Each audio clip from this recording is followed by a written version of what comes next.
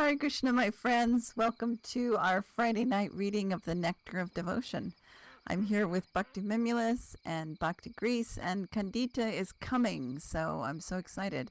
And hello to all of you out there in Facebook land listening to us live. Thank you so much for coming. The translation and commentary we're reading, is by our spiritual master, A.C. Bhaktivedanta Swami Prabhupada. The original Sanskrit book is called Bhakti Rasamrita Sindhu, written by Rupa Goswami, and it gives immense details on the process of Bhakti Yoga, or the Yoga of Love. Tonight we are continuing a section on the qualities of Sri Krishna. We are on page 175 of the book, or page 212 of the PDF. We are on the quality magnanimous, number 29. But before we get going, let me offer my obeisances to everyone. Nama Om Vishnu Padaya Krishna Prashtaya Bhutale Srimati Bhaktivedanta Swaminiti Namni. I offer my respectful obeisances unto His Divine Grace, A.C. Bhaktivedanta Swami Prabhupada, who is very dear to Lord Krishna, having taken shelter at His lotus feet. Vancha kalpa tarubhyascha kripasindu bhayevacha patitanam pavanebhyo vaishnavebhyo namo namaha. I also offer my respectful obeisances unto the Vaishnava devotees of the Lord, here, everywhere, across the universe. They are just like desire trees and can fulfill the desires of everyone, and they are full of compassion for the fallen conditioned souls. Jai Prabhupada. Hi Kandita. Haribo.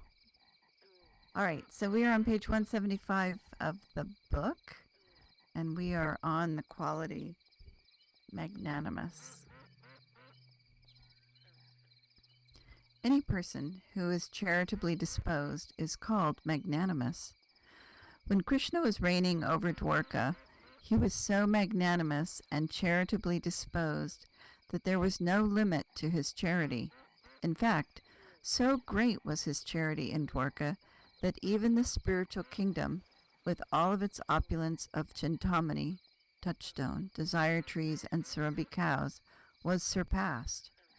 In the spiritual kingdom of Lord Krishna, named Goloka Vrindavan, there are Surabhi cows which give unlimited quantities of milk.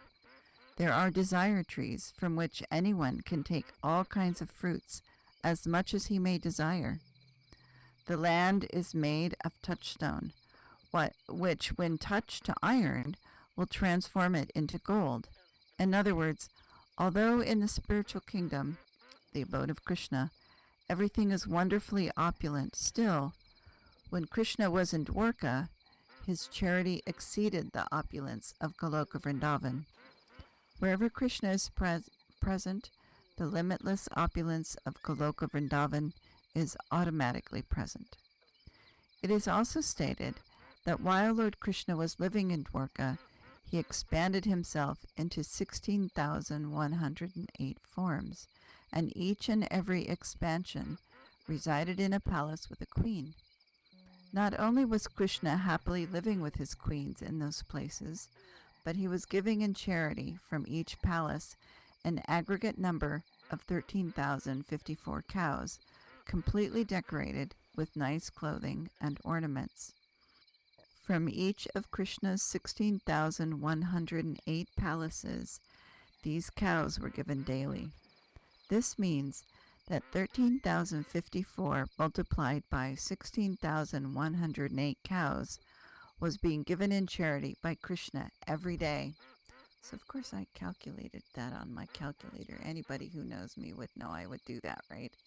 So it is 210,273,832 cows daily. So if you know me, you know I would do that, right? So I did. So no one can estimate the value of such a large number of cows given in charity, but that was the system of Krishna's daily affairs while he was reigning in Dwarka. 30. Religious. A person who personally practices the tenets of religion as they are enjoined in the Shastras, and who also teaches others the same principles, is called religious. Simply professing a kind of faith is not a sign of religiousness. One must act according to religious principles, and by his personal example he should teach others. Such a person is to be understood as religious. When Krishna was present on this planet, there was no irreligion. In this connection, Narada Muni once addressed Krishna jokingly, quote, "My dear Lord of the cowherd boys, your bulls are the representation of religion, while eating grass from the pasturing ground and moving on their 4 legs, have certainly eaten up all the grass of irreligion." End quote. Good joke, Narada Muni. In other words, by the grace of Krishna, religious principles were so well cared for that hardly any irreligious activities could be found. It is said that because Krishna was constantly performing various types of sacrifices and was inviting the demigods from the higher planetary systems, the demigods were almost always absent from their consorts. Therefore, the wives of the demigods, regretting the absence of their husbands, began to pray for the appearance of Lord Buddha, the 9th incarnation of Krishna in the age of Kali. In other words, instead of being pleased that Lord Krishna had come, they began to pray for Lord Buddha, who was the 9th incarnation, because Lord Buddha stopped the ritualistic ceremonies and sacrifices recommended in the Vedas in order to discourage animal killing. The demigods' wives thought that if Lord Buddha appeared, all kinds of sacrifices would be stopped, and thus their husbands would not be invited to such ceremonies and thus would not be separated from them. I'm finding this section really hilarious. I know. Sometimes it is inquired, quote, "Why don't the demigods from higher planetary systems come to this Earth planet nowadays?" End quote. The plain answer is that since Lord Buddha appeared and began to deprecate the performance of sacrifice in order to stop animal killing on this planet, the process of offering sacrifices has been stopped, and the demigods do not care to come here anymore.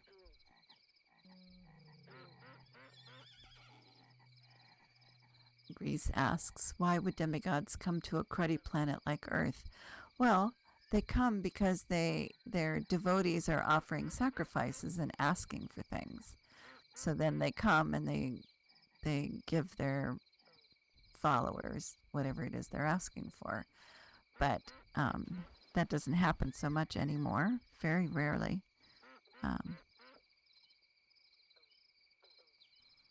Very rarely. They don't care to come here anymore because they stopped. Chapter 22. Any other questions? Good answer. Yes, not a lot. Chapter 22. Qualities of Krishna further explained. 31. Heroic. A person who is very enthusiastic in military activities and expert in releasing different kinds of weapons is called heroic. Regarding Krishna's heroism in fighting, there is the following statement, quote, "My dear killer of the enemy, just as the elephant, while taking bath in the lake, destroys all the lotus stems within the water by swinging its trunk, so simply by moving your arms, which are compared to the trunks of elephants, you have killed so many lotus-like enemies." End quote. Regarding Krishna's expertise in releasing weapons, when Jarasandha, along with 13 divisions of soldiers, attacked Krishna's army, they were unable to hurt even one soldier on the side of Krishna. This was due to Krishna's expert military training. This is unique in the history of military art. 32. Compassionate. A person who is unable to bear another's distress is called compassionate. Krishna's compassion for distressed persons was exhibited when he released all of the kings imprisoned by Magadendra. While dying, grandfather Bhishma prayed to Krishna and described him as as the sun which eradicated darkness. The kings who were imprisoned by Magadendra were put into dark cells, and when Krishna appeared there, the darkness immediately disappeared, just as if the sun had risen. In other words, although Magadendra was able to imprison so many kings, upon the appearance of Krishna, they were all released. Krishna did this out of his sincere compassion for the kings. Krishna's compassion was also exhibited when grandfather Bhishma was laying on a bed of arrows which had been shot through his body. So grandfather Bhishma during the Battle of Kurukshetra was a fantastic, amazing fighter, and he suffered all of these arrows. I don't even know how many, but so many arrows pierced his body. And as he was dying, he was able to lay down, and it was like a bed of arrows. They held his body up above the ground. So that's why they're saying a bed of arrows. But he had them all piercing all the limbs of his body and his chest.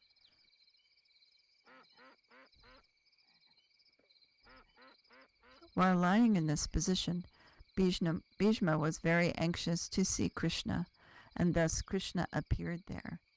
Upon seeing the pitiable condition of Bhishma, Krishna began speaking with tears in his eyes. Not only was he shedding tears, but he also forgot himself in his compassion. Therefore, instead of offering obeisances to Krishna directly, devotees offer obeisances to his compassionate nature. Actually, because Krishna is the Supreme Personality of Godhead, it is very difficult to approach him. But the devotees, taking advantage of his compassionate nature, which is represented by Radharani, always pray to Radharani for Krishna's compassion.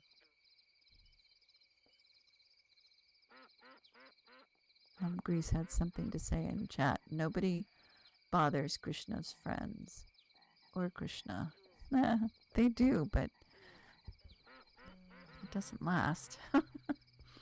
33. Respectful. A person who shows adequate respect to a spiritual master, a brahmana, and an old person is to be understood as being respectful. When superior persons assembled before Krishna, Krishna first of all offered respect to his spiritual master, then to his father, and then to his elder brother Balaram. In this way, Lord Krishna, the lotus-eyed, was completely happy and pure at heart in all of his dealings. Kandita says, Greece says, no, not for long. Kandita says, Krishna then saves them, like with Aghasura. Kandita continues, it can be a pastime. Yes, absolutely. 34. Gentle. Any person who neither becomes impudent nor exhibits a puffed up nature is called gentle. The example of Krishna's gentle behavior was manifested when he was coming to the arena. The arena of the Rajasuya sacrifice, arranged by Maharaj Yudhishthir, Krishna's older cousin. Maharaj Yudhishthir knew that Krishna was the Supreme Personality of Godhead, and he was attempting to get down from his chariot to receive Krishna. But before Yudhishthir could get down, Lord Krishna got down from his own chariot and immediately fell at the feet of the king. Even though Krishna is the Supreme Personality of Godhead, he never forgets to show social etiquette in his dealings. 35. Liberal. Any person who is by his natural behavior very mild is called liberal. A statement by Uddhava after the Shamantaka jewel plundering confirms that Krishna is so kind and favorable that if a servitor is accused even of great offenses, Krishna does not take this into consideration. He simply considers the service that is rendered by his devotee. 36. Shy.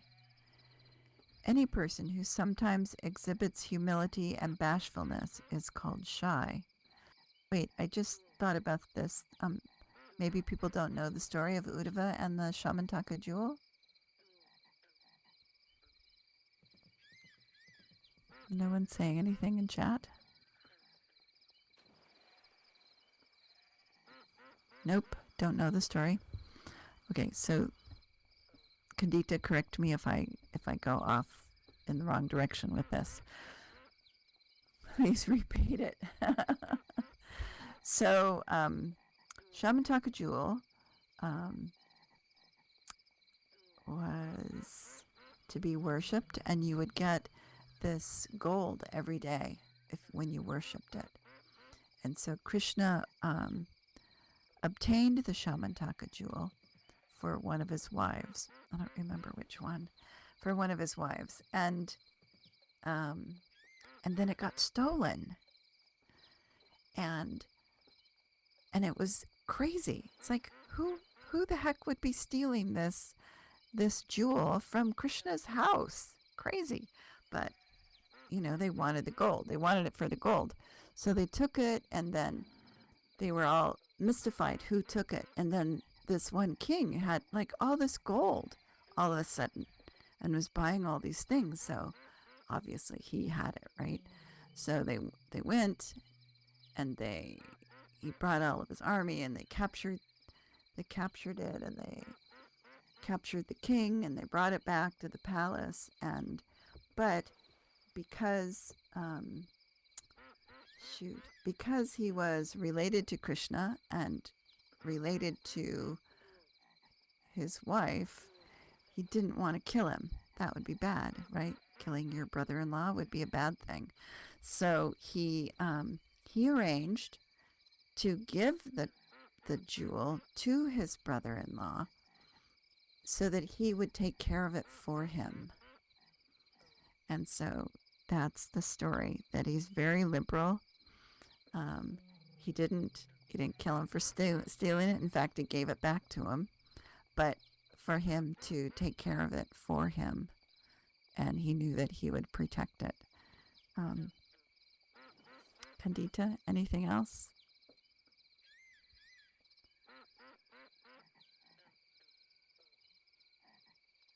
Yeah, exactly. Jai. Okay. So, yes, exactly. So, liberal, very liberal. So this does not, I just want to say that this does not, he says that Krishna does not take into consideration people accused of great offenses. But if someone is doing something criminal, I think we need to look at that a little seriously. But Krishna, has this little bank account of your service, so he always remembers that. All right, shy. Person who sometimes exhibits humility and bashfulness is called shy.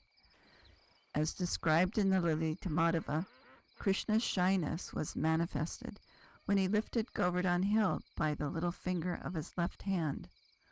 All of the gopis were observing Krishna's wonderful achievement, and Krishna was also smiling at seeing the gopis. When Krishna's glance went over the breasts of the gopis, his hand began to shake, and upon seeing his hand shake, all of the cowherd men underneath the hill became a little disturbed. Then there was a tumultuous roaring sound, and they all began to pray to Krishna for safety. At this time, Lord Balaram was smiling, thinking that these cowherd men had been frightened by the shaking of Govardhan Hill. But, seeing Balaram, Krishna thought that Balaram had understood his mind in observing the breasts of the gopis, and he immediately became bashful.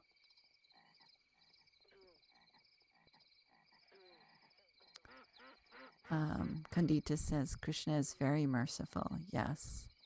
Bhakti says he doesn't remember that story. Trying to remember. I think my friend Mikla and I read verse for verse translation of Krishna book, and that's where we encountered that story. 37. Protector of surrendered souls. Krishna is the protector of all surrendered souls. Some enemy of Krishna's was enlivened with the thought that he needn't fear Krishna, because if he simply surrendered unto him, Krishna would give him all protection. Krishna is sometimes compared with the moon, which does not hesitate to distribute its soothing rays, even on the houses of the Chandalas and untouchables. 38. Happy. Bhaktiville says, we did here too. We did verse for verse in Krishna in chapter canto 10th canto. I think we just read Krishna book. Yes, Krishna book. Sorry. 38. Happy. Any person who is always joyful and untouched by any distress is called happy. As far as Krishna's enjoyment is concerned, it is stated that the ornaments which decorated the bodies of Krishna and his queens were beyond the dreams of Kubera, the treasurer of the heavenly kingdom. The constant dancing before the doors of Krishna's palaces was not to be imagined even by the demigods in the heavenly kingdom. In the heavenly kingdom, Indra always sees the dancing of the society girls, but even Indra could not imagine how beautiful were the dances being performed at the gates of Krishna's palaces. Gauri means white woman, and Lord Shiva's wife is called Gauri. The beautiful women residing within the palace of Krishna, the palaces of Krishna, were so much whiter than Gauri that they were compared to the moonshine, and they were constantly visible to Krishna. Therefore, no one can be enjoying more than Krishna.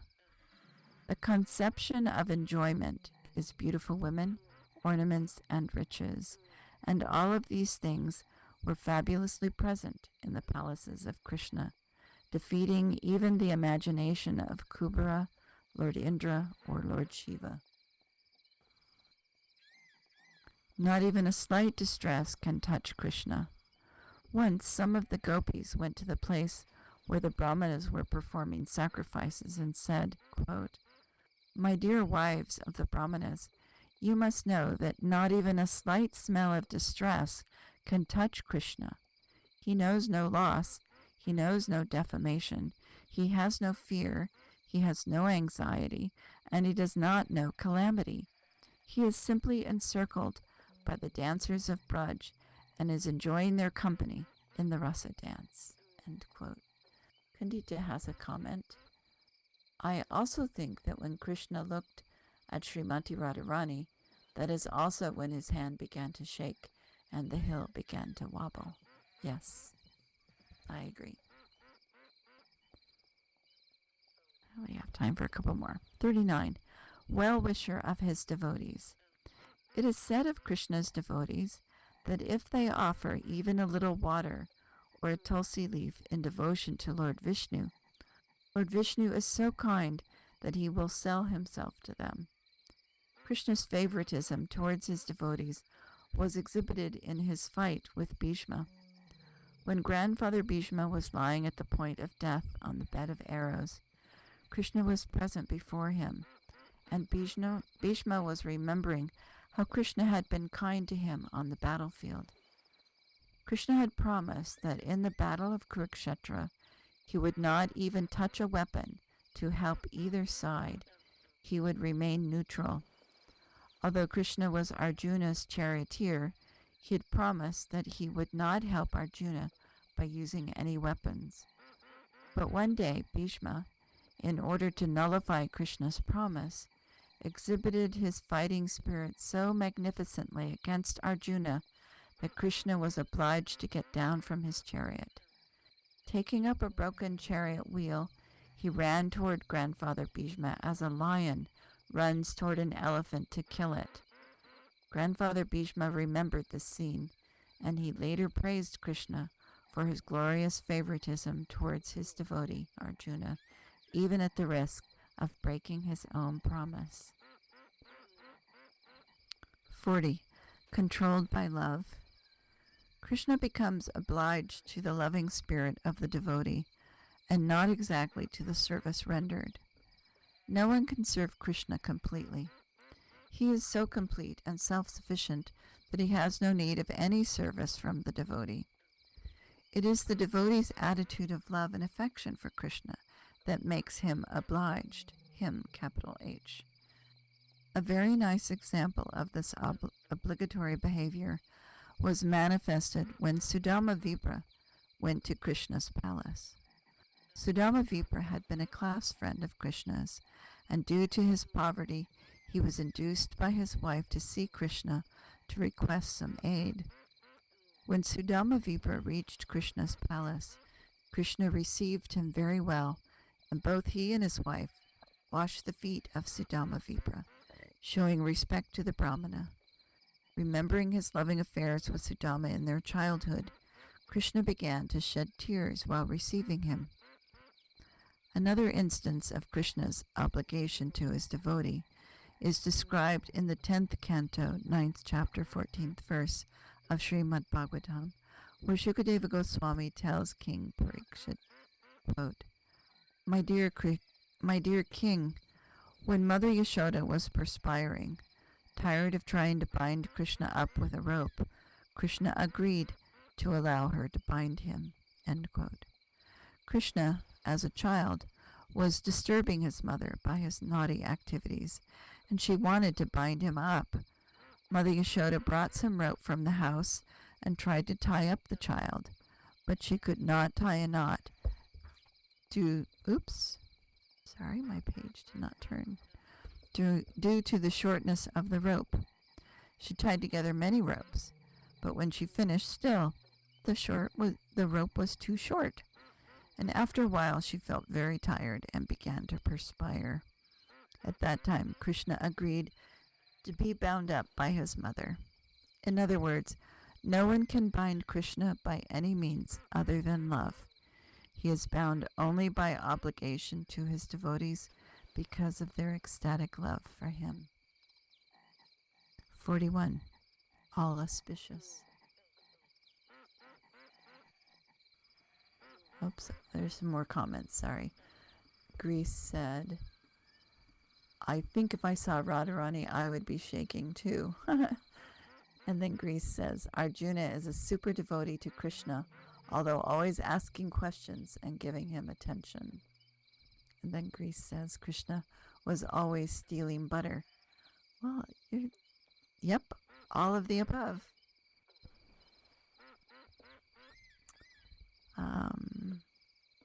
41. All auspicious.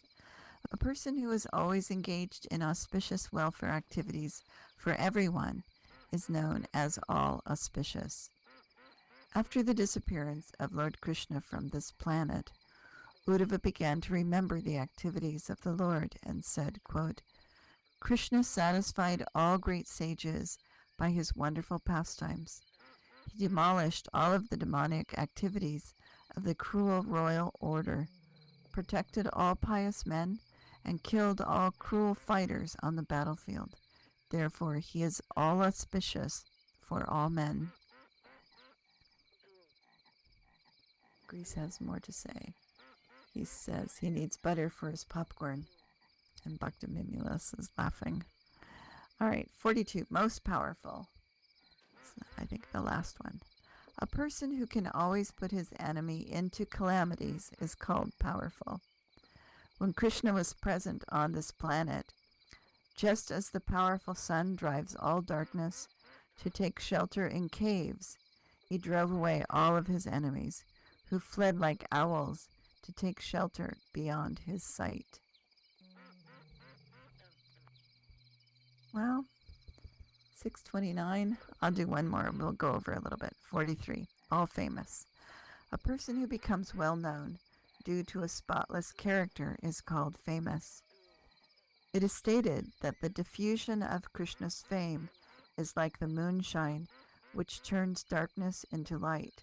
In other words, if Krishna consciousness is preached all over the world, the darkness of ignorance and the anxiety of material existence will turn into the whiteness of purity, peacefulness, and prosperity.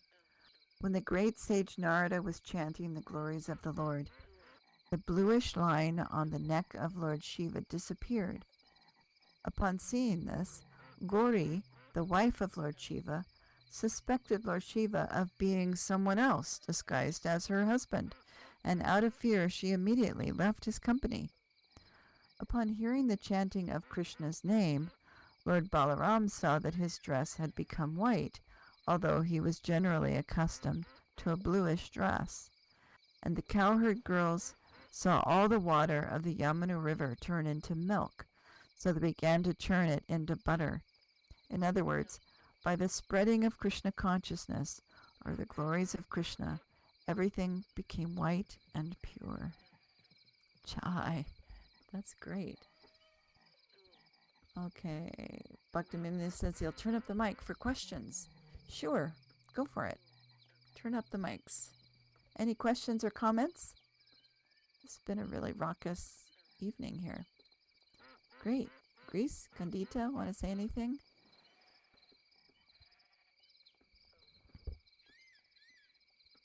Oh, Kandita doesn't have a mic, so I know, sorry. I just thought of that. Nope, nothing?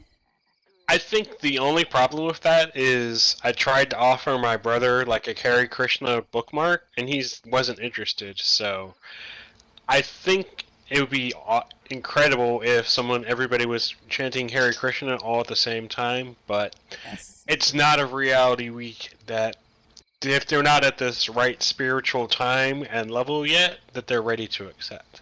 Right, right. I agree. But if we are following, if we're, being good devotees, they'll be naturally attracted. They'll see, oh, look, these people are so happy, and oh, vegetarian too. Oh, wow. So, by our example, then people will be attracted. All right. Yeah, Candida says, wonderful pastimes. Descriptions and pastimes. Yes, they are. Bhakti says, yes, he agrees. All right. Thank you, everyone. All glories to Srila Prabhupada. Good night. Thank you. You're welcome. See you on Tuesday. Hare Krishna. Hare Krishna to you.